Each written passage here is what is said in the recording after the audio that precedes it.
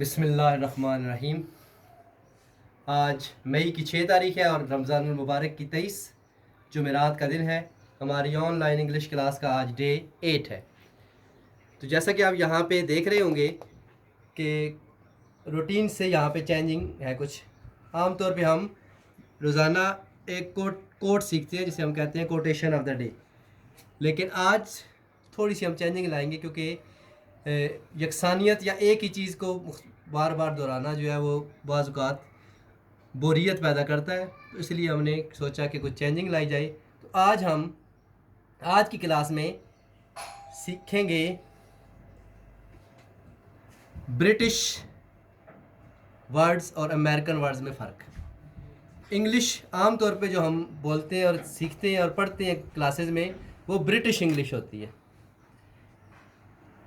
यानी जो ब्रिटिश यानी ब्रिटेन में, इंग्लैंड में बोली जाती है, जो कि इंग्लिश का असल घर है। इंग्लैंड इंग्लिश का असल घर है, इंग्लिश ज़ाहिर वहीं से शुरू हुई। अमेरिका एक मुल्क है, वहाँ पे भी इंग्लिश ही बोली जाती है, लेकिन वो इंग्लैंड वाली यानी ब्रिटिश इंग्लिश से थोड़ी मुख्तलिफ है। उसके कुछ अल्फाज मुख्तलिफ हैं। तो हम कुछ मशहूर अल्फाज सीखेंगे जिनको ब्रिटिश इंग्लिश में क्या कहते हैं, अमेरिकन में क्या कहते हैं और उर्दू में उन्हें क्या कहते हैं। जैसा कि उर्दू का एक वर्ड है बिस्किट। तो आज हम ये सीखने लगे हैं ब्रिटिश और अमेरिकन इंग्लिश में जो फ़र्क है अल्फाज का। पहला लफ्ज़ है बिस्किट। ज़रा बिस्किट इंग्लिश का ही लफ्ज़ है और इंग्लिश में बिस्किट कहते हैं और सब हमें पता है। बिस्किट को अमेरिकन इंग्लिश में कुकी कहते हैं। तो ये हो सकता है आपने कभी सुना हो, कुकीज़ जमा इसकी। तो बिस्किट की इंग्लिश ब्रिटिश में बिस्किट है, अमेरिका में कुकी। इस तरह चिप्स आप बच्चे अक्सर शौक़ से खाते हैं, आलू वाले, उनको आम तौर पे हम चिप्स ही कहते हैं ब्रिटिश इंग्लिश में। अमेरिकन में जाके ये हो जाते हैं फ्रेंच फ्राइज़। ये भी वर्ड्स आम तौर पे मशहूर ब्रांड्स जो है वो इस्तेमाल करते हैं। वहाँ पे वो आपसे पूछते हैं जी आपने क्या लेना है, फ्रेंच फ्राइज़। वो यही चिप्स होते हैं, लेकिन वो फ्रेंच फ्राइज़ उन्हें अमेरिकन इंग्लिश में कहा जाता है। इस तरह करेंसी नोट, जो आपके नोट होते हैं 100, 50, 1000, 5000 का, उसको ब्रिटिश में कहते हैं बैंक नोट। आमतौर पर नोट कहते हैं, लेकिन अमेरिका में इसको बिल कहते हैं। ब्रिटिश में बिल तो वो होता है ना, जो आप बिजली का बिल या गैस का बिल या आप खाना खाना जाए तो वहाँ कोई बिल होता है, वो बिल। लेकिन अमेरिका में नोट को बिल कहते हैं। और आखिरी वर्ड है कर्टन्स। कर्टन्स आपको पता होगा, पर्दे जो लगे होते हैं हमारे घरों में, खिड़कियों पे, दरवाज़ों पे, पर्दे की इंग्लिश है कर्टन्स। ब्रिटिश में कर्टन्स है, लेकिन अमेरिकन वाले कर्टन्स को ड्रेप्स कहते हैं। तो ये 4 अल्फाज हमने आज सीखे ब्रिटिश और अमेरिकन इंग्लिश के। अब हम आते हैं आज के रूटीन के लेसन पे।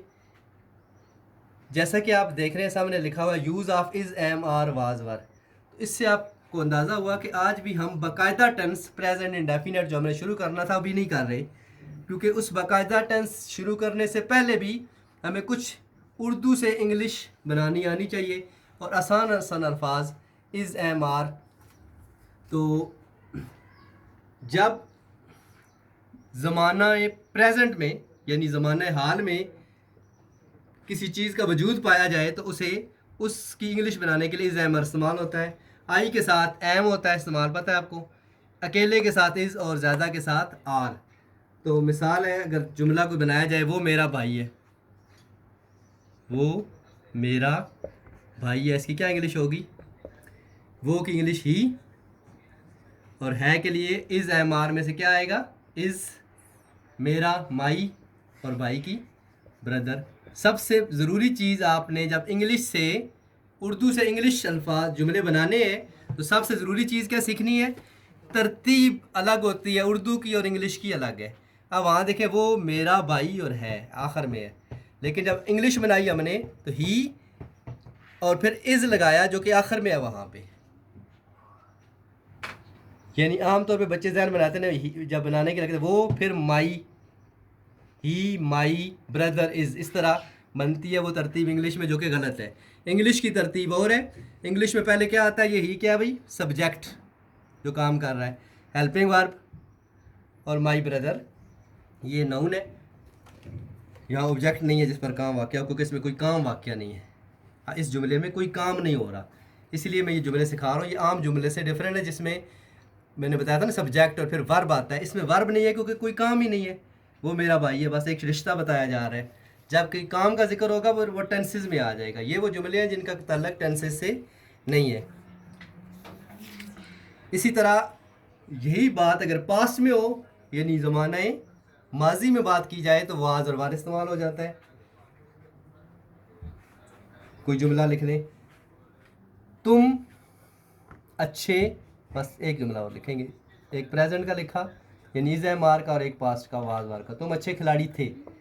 तुम की इंग्लिश है यू, थे के लिए आएगा यू के साथ क्या आएगा, वाज या वार? जी यू के साथ वार आता है। यू अकेला है, लेकिन यू की खूबी है कि अकेला होने के बावजूद भी इसके साथ, अगर ये यहाँ होगा तो यू के साथ इज़ नहीं बल्कि आर आता है, और यहाँ पे वाज नहीं बल्कि वार आता है। यू वार, तुम थे क्या, अच्छे, गुड, खिलाड़ी, प्लेयर। तो ये तरतीब है जी, आपने इनको आज ज़हन नशीन करना है। और मैं आपको फिर जुमले दूंगा कुछ जिनकी आपने इंग्लिश बनानी है। जी तो आप देखें, यहाँ पे एक्टिविटी आपको दी गई है जिसमें 5 जुमले हैं। इन 5 का ताल्लुक इज़, एम, आर, वाज और वार से था। जहाँ है और हो और हूँ है, ये ज़माना प्रेजेंट है, इसमें इज़ एम आर आएगा। और जहाँ था और थी थे है, ये पास्ट है, तो ये वाज और वार आएगा। अब आपको वो की इंग्लिश तो पता होनी चाहिए कि लड़की है तो शी, लड़का है तो ही, हम की इंग्लिश हुई, यू की तुम, आई की मैं। ये तो सिंपल है। बाकी आपने बनाने हैं और बना के इसी ग्रुप में ही सेंड करने हैं सब बच्चों ने, जो कि चेक किए जाएंगे। कल क्लास नहीं होगी क्योंकि जुम्मा है, तो कल ये टन से चेक होंगे और देखा जाएगा किस किस ने सेंड किए हैं। तो ये आज की एक्टिविटी है। Thank you very much.